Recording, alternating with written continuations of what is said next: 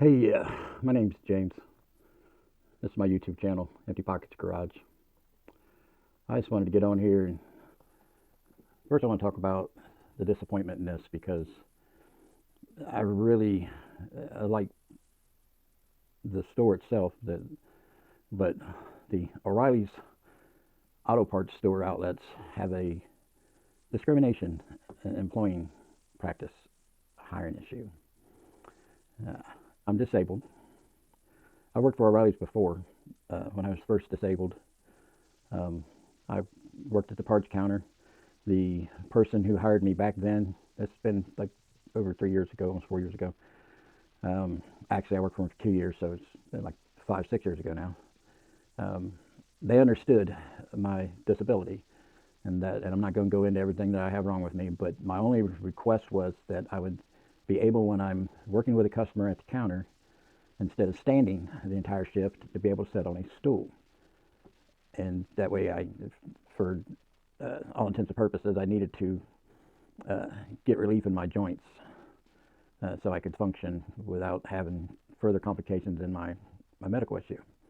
Now, I was always able to do everything else everybody else did, and a lot of times they had great pain, but I always knew when you hire on to do a job, you do what is required of you. That's, if you can't do it, then they have no need for you.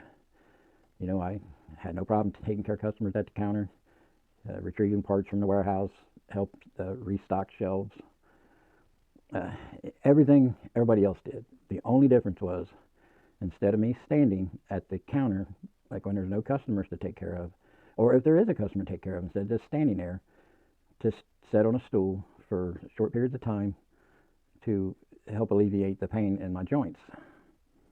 The stool put me at the exact same height I was when I was standing, so it's not like I had a problem being at the counter doing the job, getting on a computer, taking care of the customer.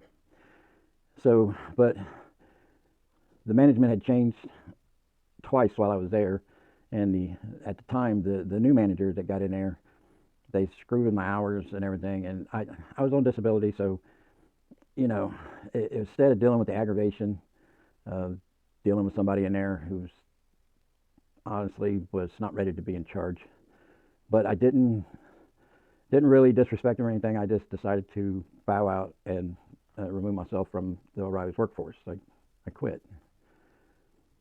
With the last 4 years of Joe Biden's economy, I can no longer cover my bills.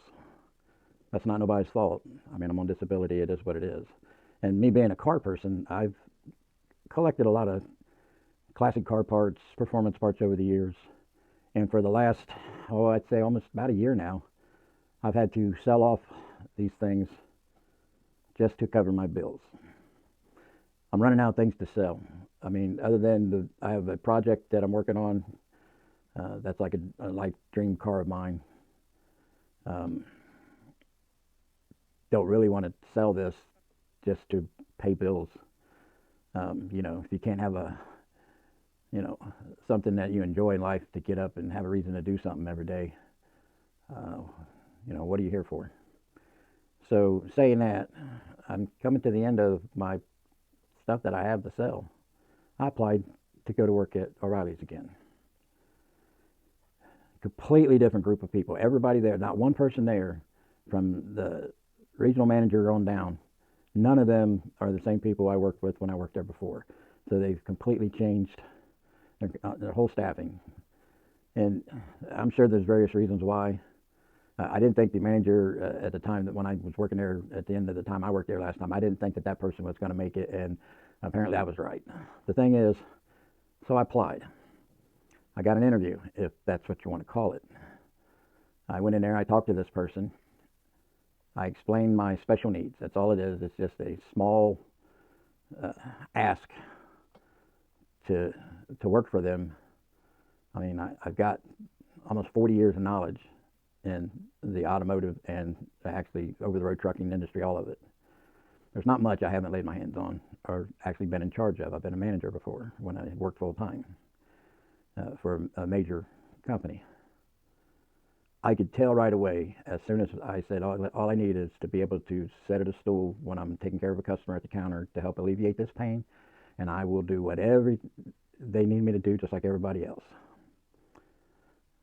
I could tell by how he was giving me those standard, I got to review this with my bosses. We got to, make sure that you're the right fit, blah, blah, blah. I used to be a hiring manager.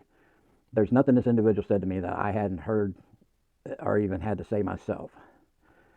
So I got my email saying that thanking me for my application, my interest in the position, but at this time they feel like they can't go forward with my application. Feel free to reapply in the future. So I'm pretty sure, because they had multiple positions open, that very few people have more experience at this than I do. I mean, if I was still in workforce full time, I'd be this person's boss, guarantee it. That's how much knowledge I have. I feel like I don't even know if he passed this up the chain to ask them, or because he tried to pass the buck when he talked to me. He didn't even offer me a seat to sit down. I stood outside his office in the doorway. I mean, that's how this interview went. He acted like that needing a stool was a big ask, and that he couldn't make that decision. He'd have to check with his bosses. So if he checked with his bosses and they said no because of this, because I had worked for them before and I was not a problem employee.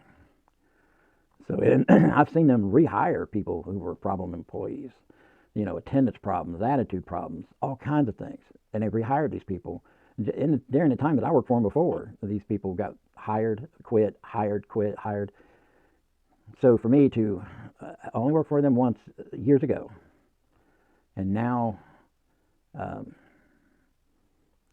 they just kind of blew me off. I feel like I've been discriminated against for that one ask. Didn't see the big deal. I supplied the stool when I worked there before because I did not want the company to be on the hook for any of my issues. This is my life, my body, my pain, my physical condition. So I supplied my own stool last time. I told the gentleman this time, I supplied my stool before, I supply it now. I know you guys usually don't stand behind. And he kept asking me questions like, well, can you work 6 hours without sitting? And no, sir. Because he first asked me if I could work 8 hours. And I said, yeah, I can work 8 hours. I said, the amount of hours in the day is not the problem, is the longevity of standing and walking without having any relief in my joint pain. And so, then that's when he said, well, can you do it for 6 hours? I said, no, sir, I cannot. So I can do it for an hour, maybe. I said, it's usually you don't have an hour, you have to stand. I said, I worked parts counter before. I used to work for a trucking dealership in the parts department. We were allowed to sit at the counter and deal with the customers. This is before I even had the medical condition.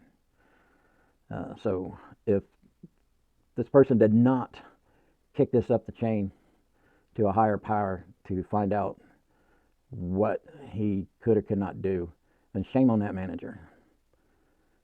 But if he did, shame on that person's manager. Because what they are doing is they're telling people who apply for O'Reilly's who have a disability, you're not welcome. We have no use for you. You're worthless to us. That's how it made me feel. Can't deny it. Nobody likes to feel worthless, especially when they're willing to put the effort in. So this is my video of my experience with trying to get hired on once again. Not even for a new, it'd be different if I hadn't worked for them before. But years later to try to get a job with them now and get treated that way. So if his boss's boss told him not to hire me because of this, then O'Reilly's has a discrimination problem. There is a discrimination handicaps act that has a handicap clause in there. And if my one request is, can I sit at a stool while I'm working with a customer at the counter, if that keeps me from being hired on, then what's that say about O'Reilly's? Oh, yeah, and in case I didn't clarify good enough, this was a part-time position, like 2 days a week to cover somebody's days off.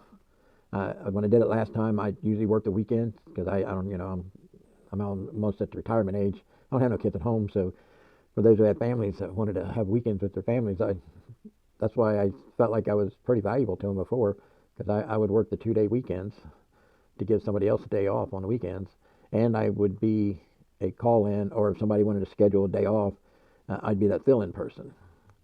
Saying that because a lot of people think part-time, you don't know how many hours that is.